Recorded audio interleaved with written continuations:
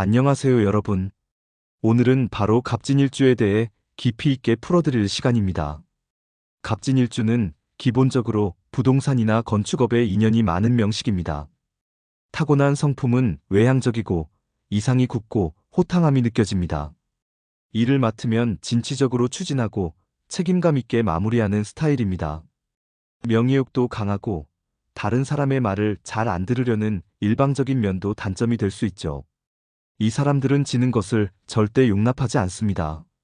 청룡과 백호가 같이 들어있어 강하게 밀어붙이는 스타일입니다. 앞만 보고 달리는 사람들이고 브레이크가 없어요. 중지가 없어요. 자신이 한번 정한 방향이면 멈추지 않고 그대로 가버리는 겁니다. 갑목은 우레로 목소리가 큽니다. 삼명통회에서는 갑이 우레고 진이 초택입니다. 지장간에는 비견과 인성이 들어있어서 아주 강한 기질을 나타냅니다. 개와 무가 만나면 나무에 꽃이 피는 겁니다. 제국위인이라서 재물운이 아주 좋은데 육친적인 관점에서는 흉한 면도 있죠. 갑진은 부족한 것이 없는 명식입니다. 그래서 자기 생각대로 하는 겁니다. 왜냐면 아쉬운 게 없으니까요. 여자의 사주에서 갑진은 남자보다 훨씬 센 기질로 나타납니다. 싸우면 지는 법이 거의 없습니다. 일반적으로 강경하고 돈도 벌 줄 알고 인정도 많습니다. 돈과 관련해서는 복이 많고 이혼을 안 하는 건 아니지만 대체로 해로하며 살아갑니다. 갑진일주가 이것저것 해보다가도 돈이 안 벌린다? 그럼 부동산이나 건축 관련 사업을 해보세요. 반드시 돈 벌게 됩니다. 단, 진사술의 이대운 구간만은 조심해야 합니다. 천라지망이라는 게 있으니까요. 갑은 여우와 같아서 두 명의 대장을 인정하지 않습니다. 여우는 죽을 때 태어난 언덕을 향해 고개를 돌리고 운다고 하죠. 갑목은 장자의 기질을 갖고 있어요. 큰아들, 큰딸, 마지 같은 존재입니다. 집안을 잘 다독입니다. 겉으로 보기엔 용감무쌍하지만 돌아서면 외로움을 많이 타는 사람들이에요.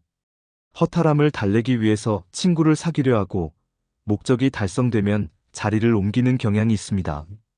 진은 머리 나쁜 사람이 없는 자리예요. 간성과 책략에 별로 써 전략과 기획에 능하고 잔머리도 잘 돌아갑니다. 조조 같은 두뇌 플레이가 가능하죠. 진자리는 쇠입니다. 반한이라는 길한 별이 들어와요. 이건 사고로서 이를 월화천반이라고 합니다. 이 중에서 반한살이 제일 좋습니다. 잘 먹고 잘 사는 형입니다.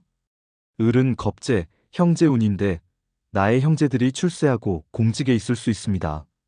잘 먹고 잘 사는 형제입니다. 관대가 창고에 들어가면 죽은 사람을 의미할 수도 있습니다. 직장인들 보면 관복을 입는 사람 많죠. 종교인도 될 수 있어요. 갑진은 종교나 신앙 쪽에도 관심이 많습니다. 관대가 쇠에 있기 때문에 그래요. 나이 들면 활인 쪽 공부를 하려 합니다.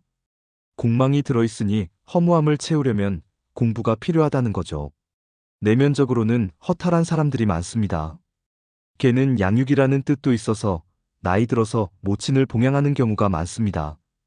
모친이 쇠에 있으니 선하고 착한 경우가 많고 실제로도 잘 먹고 잘 삽니다. 여명 기준으로 진토는 아버지보다는 물창고입니다. 그래서 어머니와 관련이 많고 어머니와의 인연이 크죠.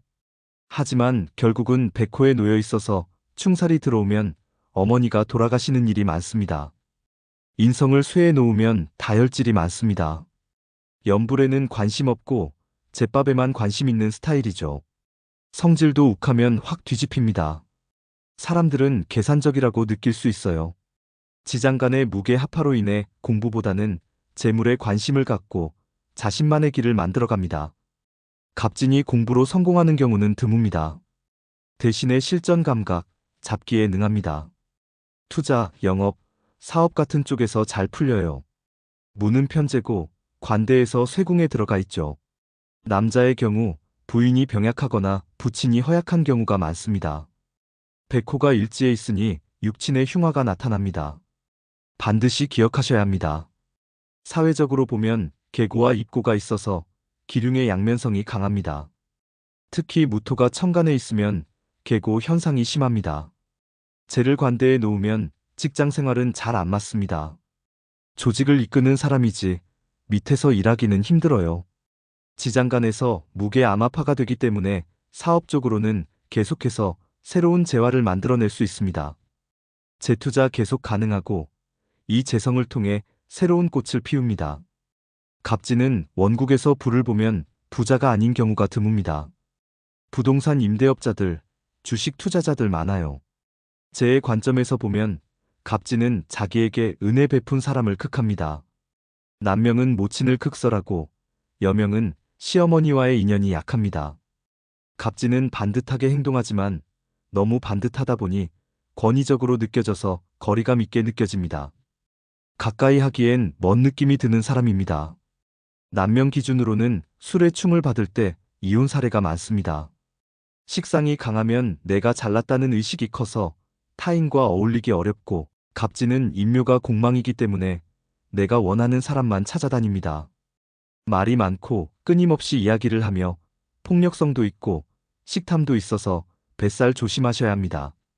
경과 신은 관운인데 남편을 양육하는 자리입니다. 여명 갑진은 이혼을 안 하는 이유가 재산 때문입니다. 나누기 싫으니까요.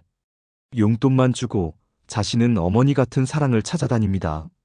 남편은 굉장히 외롭습니다.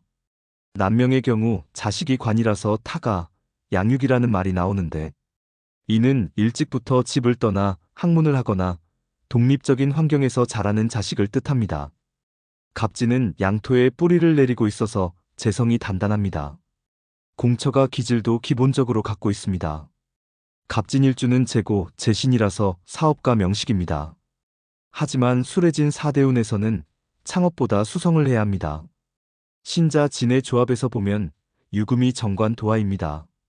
직장에서 연문이 일어나기 쉽고 기혼자는 바람, 미혼자는 결혼운이 들어옵니다. 해는 망신이고 진과 원진기문이라 망신은 이혼이 3년 전에 나타납니다.